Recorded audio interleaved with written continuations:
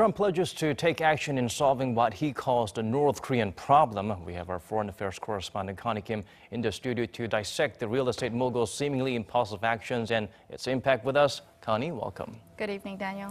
Now, how serious is the former reality show star, and what are the most likely implications of his actions? He likes to shoot first, aim, and then talk about it. Right. First of all, fear that Washington could strike North Korea came as U.S. President Donald Trump ordered an airstrike on Syria while he was meeting with his rival leader Xi Jinping last week. And U.S. Secretary of State Rex Tillerson said the U.S. strike against Syria did mean to serve as a warning to regimes like North Korea. And adding on to that warning, Tillerson noted Pyongyang should acknowledge that Washington will take action if they cross a certain line. So comparing this to the previous U.S. administrations, experts agree that the level of tension is indeed at a different stage. But on the other hand, there are opinions that the downside risk is way too big for the U.S. to make such a radical move. The U.S. administration, prior administrations also had the opportunity to carry out preemptive strike against North Korea, and there's a reason why they haven't done that. So I don't think that the factors that prevented the U.S. administration from carrying out the preemptive strike before has changed now. And just today, the Wall Street Journal reported that Trump signed off on a policy approach to North Korea that involves increased economic and political pressure with military options under consideration in the long term. Right, and of course, China has been maintaining a unique and traditional relationship with North Korea. It tends to be the big brother to the regime, saying there should not be such harsh sanctions against it. But of course, recently it seems to be speaking up about changing its stance. This time, is it more than words? Well, traditionally, China has been against U.S. and the international community slapping extreme sanctions on North Korea. For example, cutting off North Korean oil exports and limiting North Korean workers from going abroad. But following last week's U.S.-China summit, Beijing has upped its pressure on Pyongyang, saying that it's going to agree to stronger UN Security Council resolutions if the North carries out another nuclear test or an ICBM launch.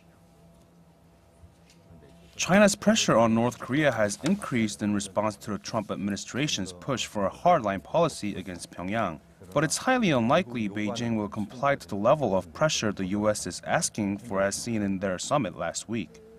And in fact, China is still calling for the resumption of the stalled six-party nuclear talks, a track of both dialogue and sanctions, which is Beijing's original stance on dealing with Pyongyang.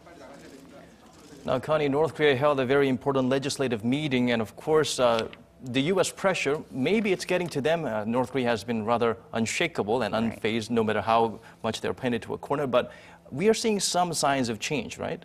Right, and to point out on North Korea's parliament meeting this year, the most significant part was the revival of its Foreign Affairs Commission, something that it didn't do in nearly 20 years. And the North's move in strengthening its foreign policy line is being read as an attempt to open up a channel of dialogue in the face of international isolation. It's about compelling the United States to acknowledge North Korea as a nuclear state. So it's not a typical diplomacy, but it's just their way to have an exit strategy out of this conflict. If you compare Kim Jong-un to Kim Jong-il, his father's regime, Kim Jong-il has always combined military provocations with foreign policy initiatives. And another significant point of this year's meeting is the regime's allocation for defense spending this year.